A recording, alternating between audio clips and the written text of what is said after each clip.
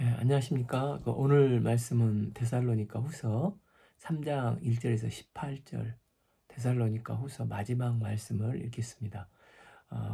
요절은 12절, 이런 자들에게 우리가 명하고 주 예수 그리스도 안에서 권하기를 조용히 일하여 자기 양식을 먹으라 하노라. 사도 바울은 데살로니가 성도들의 신앙을 격려하기 위해서 펜을 들어서 전서를 썼습니다. 또 다시 몇 개월이 안 돼서 어, 펜을 들어 후서를 썼습니다. 이유는 일부 잘못된 재림 신앙 문제를 돕기 위해서입니다. 바울은 이제 이 편지를 마무리하면서 잘못된 재림 신앙에 심취해서 도무지 일하지도 아니하고 일만 만들어 게으르게 행하는 자들에게 심한 우려를 나타내면서 그들에게 단호한 태도를 보이며 그들의 잘못된 신앙 문제를 바로 잡기를 원하고 있습니다. 1. 끝으로 형제들아 너희는 우리를 위하여 기도하기를 주의 말씀이 너희 가운데서와 같이 퍼져나가 영광스럽게 되고, 여기서 그 퍼져나가가 옛날 개역 한글판은 퍼져나가가 다름질할 수 있도록으로 되어 있어서 말씀이 기도하면은 모타를 단 것처럼 다름질하듯 퍼져나가 영광스럽게 되도록 기도를 한다는 것입니다. 2장에서 데살로니가 성도들을 위해서 기도한 바울은 이제 끝으로 하면서 데살로니가 성도들에게 가장 중요한 당부를 합니다. 그것은 자신들을 위해서 기도 해달라고 중보 기도를 요청을 합니다. 성삼위 하나님과 함께하는 새로운 삶은 결코 일방적인 삶이 아니라 상호적인 연결이 된 삶이라고 할 수 있습니다. 연결 중에 최고의 연결은 서로가 기도로 연결된 것이라 할 수 있습니다. 바울이 부탁하고 있는 첫 번째 기도 제목은 말씀 전파로 말씀이 온 땅으로 퍼져나가 영광스럽게 되기를 기도 부탁을 한다고 했습니다. 사실 바울같이 비범하고 위대한 사도가 지금도 여전히 미약한 성도들에게 기도 요청을 굳이 할 필요 있는가 하는 생각이 드는데, 바울은 늘 기도 요청을 하고 있습니다. 예수님께서도 연약한 제자들에게 마가복음 14장 34절 겟세마네 동산에서 내 마음이 심히 고민하여 죽게 됐으니 너희는 여기에 머물러 기도해달라고 3번이나 기도 요청을 했습니다. 스펄전은 메트로폴리탄 큰 교회를 섬길 수 있었던 비밀은 매일 300여 명이 지하실에서 중보 기도의 발전소가 있었기 때문에 이런 부흥의 역사를 섬길 수 있었다고 간증을 했습니다. 이처럼 바울도 마찬가지로 데살로니가 교인들에게 기도를 요청을 하고 있습니다. 에베소서 6장 19절에서 전신갑주 말씀을 쭉 하고 난 다음에 또 나를 위하여 구할 것은 내게 말씀을 주사 나로 입을 열어 복음의 비밀을 담대하게 알게 해달라고 여기저기에서 성도들을 만날 때마다 접할 때마다 기도 요청을 했습니다. 우리도 사역자들과 선교사님들의 말씀 사역을 위해서 늘 중보 기도할 수 있기를 기도합니다. 이제 두 번째 기도 제목은 또한 우리를 부당하고 악한 사람들에게서 건지옵시며 하라. 믿음은 모든 사람의 것이 아니니라. 즉 복음을 방해하는 악한 마귀를 결박하고 말씀을 증거할 때 주의 선한 손이 함께하사 방해하는 세력, 일체의 세력들을 물리쳐 달라 기도 부탁을 하는 것입니다. 이 둘 다 공통점은 자기가 아니라 복음 전파입니다. 말씀을 증거할 때도 주의 선한 손이 함께하서 말씀이 빠르게 다름질하듯 퍼져나가도록 방해하는 일체의 세력들을 결박하게 해달라고, 이것만은 꼭 중보기도 해달라는 것입니다. 아프리카 오지 선교를 하는데 마을 전체가 이제 복음화 되었는데 한 사람이 울면서 선교사님을 붙잡고 왜 이제 오셨냐고 하였다는 것입니다.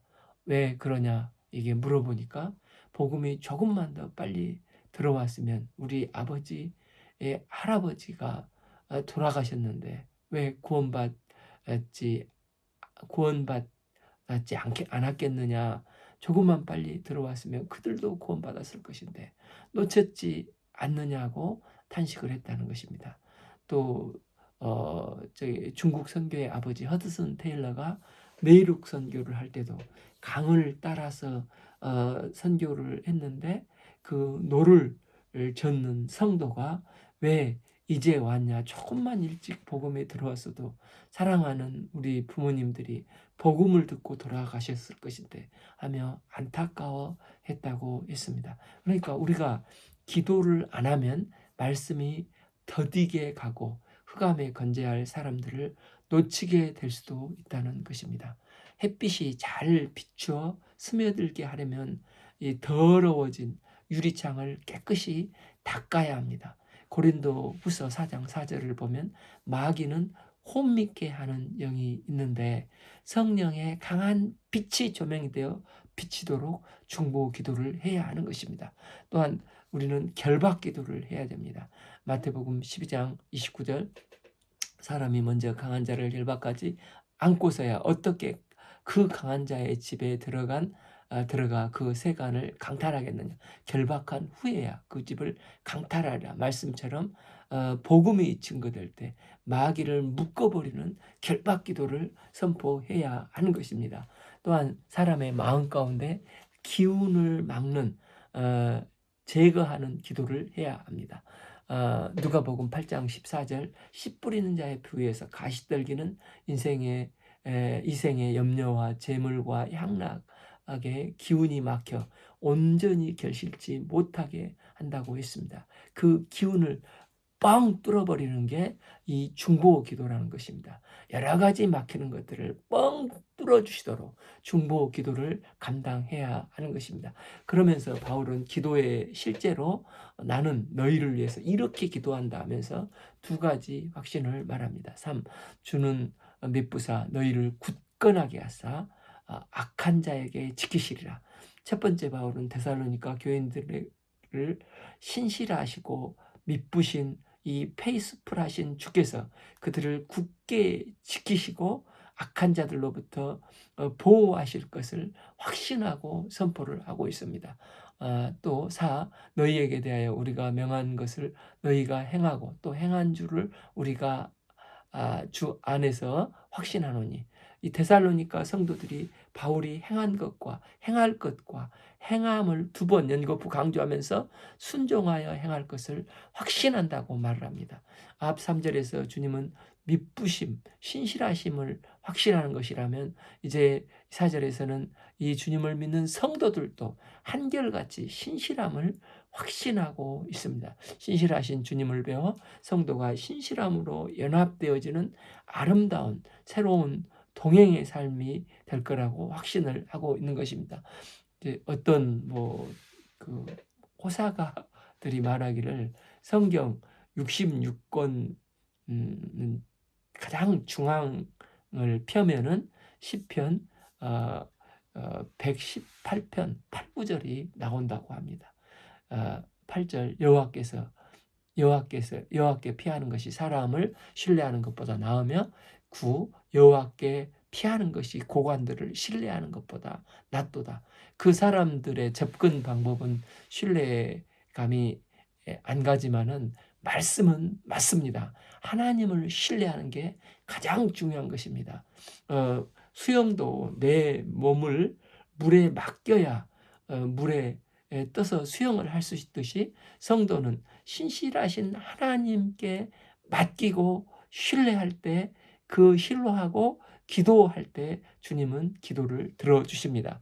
5. 주께서 너희 마음을 인도하여 하나님의 사랑과 그리스도 인내에 들어가게 하시기를 원하노라. 즉 주님의 인도를 받는 사람은 사랑이 있고 인내가 있습니다. 나는 하나님의 인도를 받는다는 것은 구체적으로 내 안에 하나님이 사랑이 있고 내 안에 인내가 있다는 고백입니다. 고린도전서 12장 2절 지난 시간에도 봤지만 사도의 표는 모든 참음과 표적과 기사로 능력보다도 앞서는 게 모든 참음이지 않습니까? 때문에 하나님의 인도함을 받은 사람은 사랑이 나오고 인내가 나오게 되는 것입니다. 그래서 사도 바울은 하나님의 신실하심을 체험하고 주의 자녀들이 하나님의 신실하심을 배우고 보여주는 인생을 살아라. 그리고 우리의 삶 전체가 주님의 인도하심을 받아야 한다. 사울은 이것을 위해서 기도하고 있다는 것입니다. 사도 바울은 기도 요청을 하고 이어서 신앙생활의 기본적인 원칙이 있음을 말합니다. 6. 형제들아 우리 주 예수 그리스도의 이름으로 너희를 명하노니 게으르게 행하고 그에게서 받은 전통대로 행하지 아니하는 모든 형제에게서 떠나라. 여기서 우리에게서 받은 전통이 바리새인의 전통이 아니라 NIV를 보면 The Teaching You Receive로 말씀을 받고 있는 것입니다. 즉 우리가 받았던 가르침인 말씀에서 떠나서 엉뚱하게 행하는 자들에게서 떠나라. 즉 말씀으로 먼저 점검을 받아야 한다는 것입니다. 일부 형제들이 지금 재림을 기다리는데 진리의 말씀의 근거를 두고 뿌리를 내려야 하는데 그렇지 않고 자기 멋대로 자기 생각대로 하는 것이라는 것입니다. 나는 지금 동기가 순수하고 딴 욕심이 있는 것이 아니라며 무지 열심을 내서 섬기는데 그 하는 행동이 이단적이고 이단이라는 것입니다. 이유는 결국 말씀이 정확한 분별과 말씀 앞에 정확한 분별과 점검이 없었기 때문에 이런 일이 발생한다는 것입니다. 그래서 바울은 명확히 말합니다. 우리에게서 받은 전통대로 즉 말씀대로 행하지 아니하는 모든 형제에게서 떠나라. 마치 사사기 말씀처럼 나의 소견의 생각대로 살면 안 되고 말씀의 조명함을 받아 살아야 한다는 것입니다. 그러니까 말씀이 기준이 돼야지 말씀이 기준이 되지 않고 아무리 동기가 순수하고 자기 순수한 자기 생각이라 할지라도 마지막에는 파국으로 갈 수 있기 때문에 우리는 그 인본적인 생각을 철저히 배격을 해야 하는 것입니다. 인본주의자들은 가난한 자들, 병든 자들을 돕는데 열심히 있고 희생도 하고 순수한 동기에서 시작을 하지 않습니까? 그런데 문제는 말씀이 아니고 자기 생각과 자기 감정을 우선시할 때 결국 하나님과 상관이 없는 상황이 되어버리는 것입니다. 7. 어떻게 우리를 본받아야 할지를 너희가 스스로 아나니 우리가 너희 가운데 무질서하게 행하지 아니하며 8.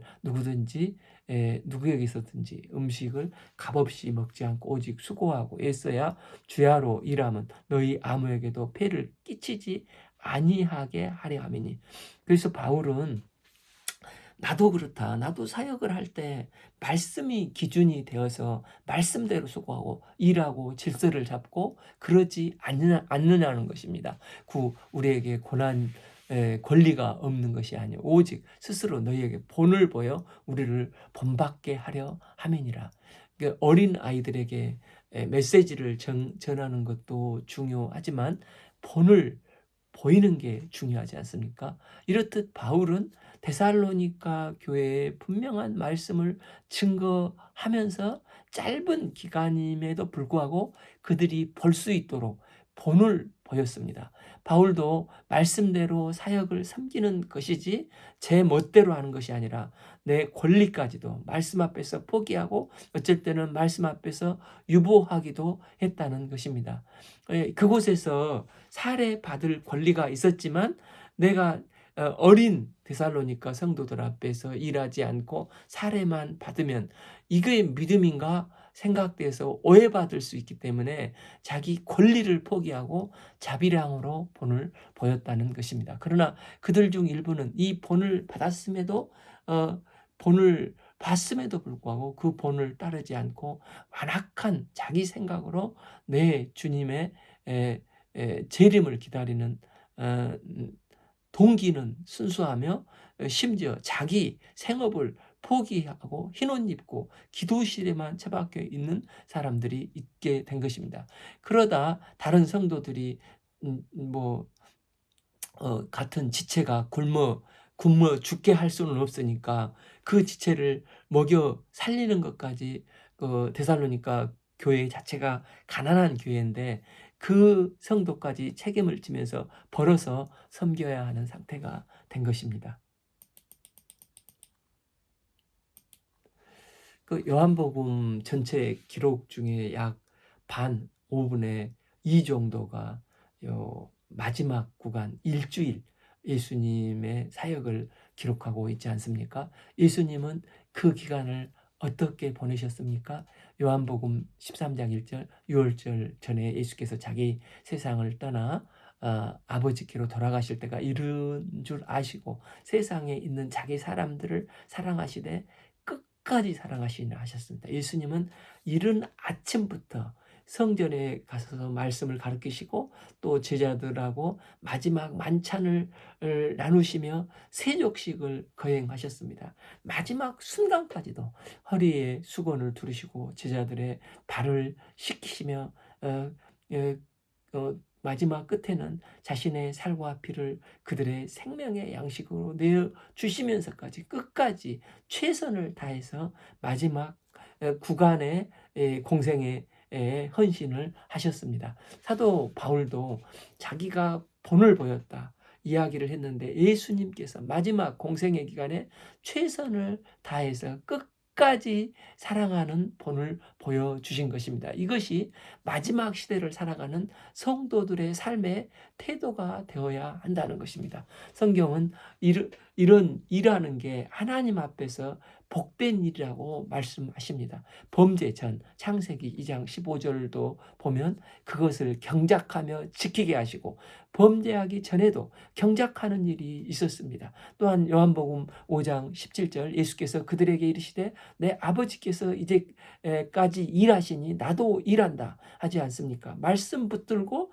주께서 맡겨주신 영육간에 자기 십자가를 지고 최선을 다해서 끝까지 열심히 일하는 삶을 주님은 기뻐 받으십니다. 그리고 주께서 이런 자들을 도우사 점점 부작용들이 사라지고 또 허물이 이제 벗겨지고 다듬어져서 하나님이 원하시는 순수한 모습으로 변화 성장해 간다는 것입니다. 스피노자가 얼마나 신앙이 훌륭한 사람인지는 모르겠지만 내일 지구의 종말이 온다 해도 나는 사과나무를 오늘 심겠다 했듯이 성도는 일상을 최선을 다해서 살아야 한다는 것입니다. 주님 내일 오신다고 해서 각자가 살아야 할 일상마저 팽개치고 출근도 안 하고 그냥 무조건 교회에 가서 흰 옷 입고 축지고 기도만 하고 있으면 결코 안 되고 그런 사람에게 하늘의 은혜가 내리지 않는다는 것입니다. 10 우리가 너희와 함께 있을 때도 너희에게 명하기를 누구든지 일하기 싫어하거든 먹지도 말게 하라 하였더니 처음 데살로니가를 개척할 때부터 사도 바울은 주 안에서 결코 공짜 좋아하는 불로소득을 경계하면서 매우 주님을 믿는 자의 그 사회 윤리에 대해서 말했다는 것입니다. 바울은 권면이 아니라 함께 있을 때도 너에게 명하기를 이렇게 명령으로 말을 했는데 누구든지 일하기 싫어하거든 먹지도 말게 하라. 그렇게 살지 말아야 된다. 단호하게 말했다는 것입니다. 로마서 12장 2절 마음을 새롭게 함으로 변화를 받아 해서 새롭게 한다는 것은 예수님의 피로 구원받은 구원받고 그리스도의 삶은 어떻게 되는지 생각이 바꿔져야 한다는 것입니다. 그럼에도 그 중에서 일부는 주께서 말씀을 주실 때 그 기준으로 말씀을 받지 않고 말씀을 자기 스스로 오해하고 곡해해서 받아들였다는 것입니다. 결과 데살로니가 교회의 일부가 거짓 교사들의 말에 홀딱 넘어가 바울이 주님 곧 강림하십니다를 주님이 이달 말 또 다음 달 10일 날 하고 날짜를 정해놓고 주님이 곧 오십니다라고 했다는 것입니다. 그러면서 왜곡하여 해석하기를 주님이 곧 오시면 굳이 힘들게 돈 빌 필요가 있어? 하나님이 나의 아버지신데 까마귀로라도 나를 먹이실 거야. 이제 나는 거룩한 일만 해야 돼. 나는 흰 옷 입고 기도실에 들어가서 기도만 하다 주님 오시면 천국 갈 거야 하면서 도무지 일하지 않고 다른 성도들에게 큰 짐이 되고 있었던 것입니다. 요즘은 어떤지는 몰라도 제가 그 한국에 있을 때 연말만 되면 눈먼 돈이 막 예산이 남아도니까 도로 포장을 한다는 말이 유행했습니다. 아마 재림을 기다리면서 다른 가난한 성도들이 피땀 흘려서 그를 먹여야 섬겨야 하는 것을 보면서 그는 아마 눈먼 정도로 돈 정도로 생각을 하고 사회 윤리 개념이 없어져 버린 것입니다. 그러면서 나는 순수한 동기로 하니까 주께서 다 갚아주실 거야. 너무나 쉽게 생각하는 것입니다. 이처럼 말씀 앞에 온전히 서지 않으면 아무리 순수한 동기와 열심히 있다 할지라도 잘못된 길로 가기 쉽고 방종에 빠질 수가 있고 매우 극단으로 치우치기 쉽다는 것입니다.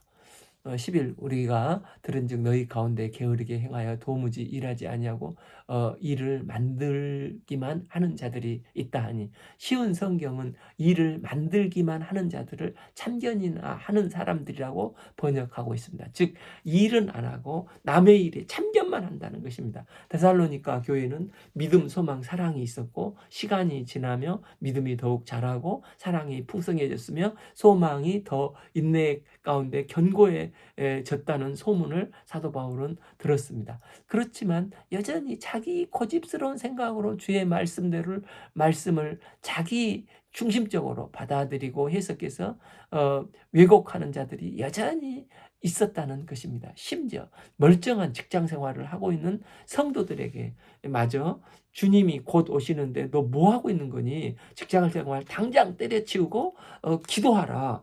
그들은 나는 옳고 너는 틀렸다는 마음으로 남들에게 참견을 하는 것입니다. 그러나 자기에게 부여된 십자가 또 업무를 열심히 감당하다 보면 남의 일에 참견할 시간이 어디 있겠습니까? 그래서 성경은 일하는 존재가 되라는 것입니다. 우리가 열심히 주께서 우리에게 맡겨주신 일을 감당하다 보면 하나님께서 그 일에 맞는 능력과 지혜를 공급해 주십니다. 또한 은혜를 부어주시고 길을 만들어 주시고 함께 감당할 동역자들도 보내주십니다. 일하다가 모든 축복을 다 받게 되는 것입니다. 고린도전서 15장 58절 그러므로 내 사랑하는 형제들아 견실하며 흔들리지 말고 항상 주의 일에 더욱 힘쓰는 자들이 되라. 이는 너희 수고가 주 안에서 헛되지 않은 줄 알미니라. 부활의 주님을 믿고 삶의 현장에서 일할 때 부활의 능력이 나타나고 주 안에서 우리의 수고가 헛되지 않는다는 것입니다. 그래서 일을 하는 것은 그 시대의 사회 윤리가 되는 것입니다.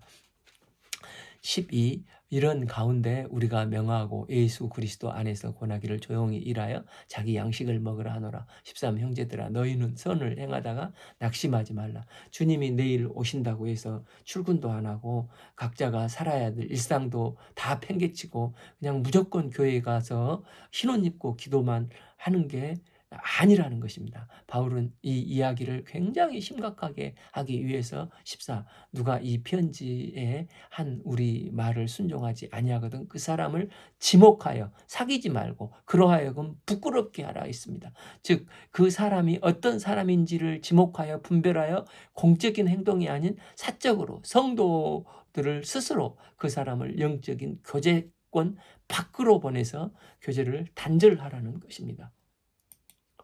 그래서 그가 지금 잘못하고 있다는 것을 깊게 깨닫고 부끄럽게 여기도록 거리를 두라는 것입니다. 이는 마치 코로나가 유행할 때 학교든 교회든 가정이든 조심해서 방역 지침대로 마스크 꼭 끼고 쪽 손소독해야 하는데 고의적으로 방역 지침을 무시하고 코로나에 감염된 것과 같습니다. 그러면 이 사람과 거리를 두어야 하지 않습니까? 교회는 구원받은 한 사람의 모임이 아니라 구원받은 여러 사람의 모인 신앙 공동체입니다. 그런데 이 공동체 가운데서 교만하게 자기 생각을 끝까지 고집하며 어, 자기 생각대로 해석하다가 결국 끝까지 말씀을 외면하고 자기 고집대로 살아가는 사람이 있을 수가 있습니다. 그런데 이게 무서운 게 죄가 전염이 되듯이 확장되어 어, 가 교회 안에 점점 깊게 파고들어 감염이 되고 교회가 변질이 될 수가 있다는 것입니다. 그래서 바울은 단호하게 그런 모든 형제들을 떠나 그들과 영적 교제를 단절해서 그들이 부끄럽게 여기고 정신을 차릴 수 있는 기회를 줘야 한다는 것입니다. 요즘 그 반려견을 돕는 유튜브에 봐보면 그 설쌤과 또 강영욱 개통령이 다시 이제 인기를 얻지 않습니까? 언젠가 그 강영욱 씨가 그랬던 말이 인상적이었는데 주인에게 늘 하는 말이 개를 반려견으로 사랑하라 했습니다. 그런데 문제가 됐던 모든 문제를 보면 주인이 개를 반려견으로 바르게 사랑하지 않았기 때문에 생긴 문제들이었습니다. 주인이 잘못했다는 것을 확실하게 인식하고 인정하고 개를 사랑할 때 그 개와 끝까지 갈 수 있게 되는 것입니다. 교회도 마찬가지로 성도를 사랑하지만 사랑이 없어서가 문제가 아니라 잘못된 사랑으로 할 때 결국은 교회에 문제가 생기는 것입니다. 우리는 바울이 너무 심한 것이 아닌가 생각할 수도 있을지도 모릅니다. 그러나 바울만큼 성도들을 사랑한 사람이 어디 있었습니까? 이런 바울은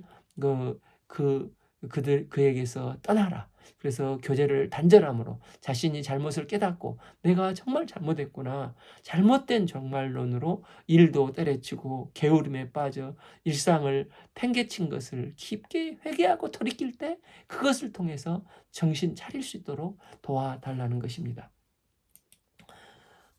그래서 그 15 그러나 원수같이 생각하지 말고 형제같이 고나라. 바울은 사귀지 말고 떠나고 부끄럽게 만들려고 하는 이유가 그가 회개하도록 그 형제가 회개하도록 기회를 제공하라는 것입니다. 바울은 균형을 잡고 있습니다. 비록 이런 사람과 사귀지 말라고 떠나라, 부끄럽게 하라 하지만 마치 이 사람이 구원받지 못할 원수처럼 하지 말고 주 안에서 형제에게 하듯 하라는 것입니다. 16 평강의 주께서 친히 때마다 일마다 너희에게 평강을 주시고 주께서 너희 모든 사람에게 함께 하시기를 원하노라. 바울은 데살로니가 후서를 마치면서 하나님께서 때마다 일마다 모든 방법을 다 동원해 주셔서 우리에게 평강 주시기를 원한다고 기도하고 있습니다. 왜입니까? 바울이 고난을 없애줄 수는 없는 것입니다. 그래서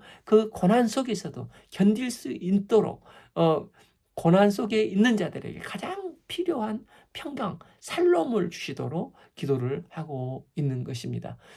이사야서 26장 34절, 33절 주께서 심지가 견고한 자를 평강하게 하고 평강하도록 지키시리니 이는 그가 주를 신뢰함이니이다. 주님을 신뢰하면 주님은 평강을 주십니다. 말씀을 붙들고 주님을 철저히 의지하여 일상의 현장에서 일하며 주께서 평강을 주시고 모든 필요한 것을 다 주신다는 것이 주님의 마음이신 것입니다. 17. 나 바울은 친필로 문안하노니 이는 편지마다 표지로서 이렇게 쓰노라. 바울이 이 편지가 너무나 중요한 가르침이기 때문에 나는 친필로 문안한다고 하는 것입니다. 또한 2장에서 보았듯이 바울이 쓴 편지라고 말하는 거짓 교사들이 이 거짓 편지를 써서 바울이 쓴 편지다 하면서 당장 이제 곧 주님 오시니까 너희 일상생활이 중요하냐? 지금 교회 와서 기도해라.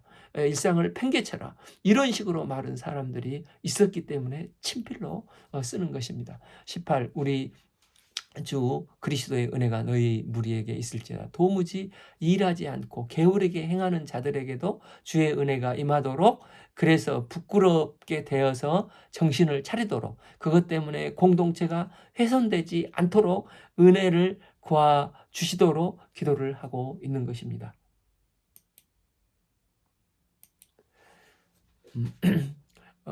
오해 중에 최고 오해는 자기 생각이 옳다고만 생각하는 것이라고 합니다.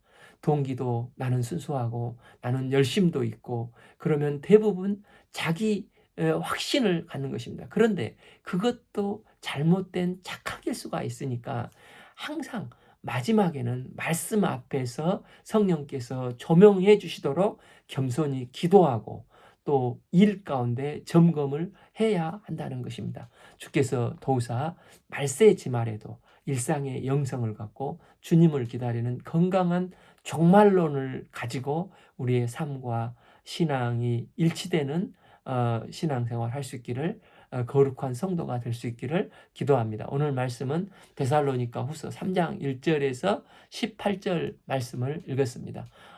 이제 다음 시간에는 디모데 전서에서 뵙겠습니다. 감사합니다.